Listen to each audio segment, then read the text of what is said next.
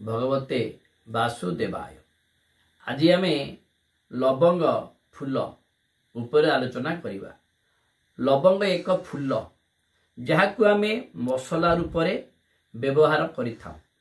लवंग रे अछि खाद्य प्राण क ख ख टू एवं ग।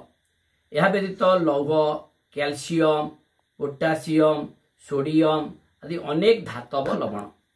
यह छड़ा एक प्रकार उडुडियमान तैल अछि। यह antiseptic, anti fungal, anti bacterial, anti oxidant भावे कार्य करिथा।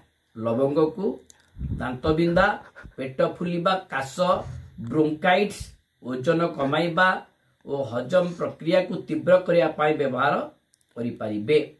यह रक्तर शर्करा नियंत्रण करिथाय। तेणु मधुमेह पाई बहुत उपकारी। लवंग तेल लगाइबा द्वारा दांत बिंधा दूर होइथाय।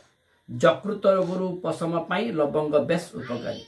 लवंग पाटिरे चुबाइले लाल बाहरी थाए, जा द्वारा मुख शोष मेंटी थाए।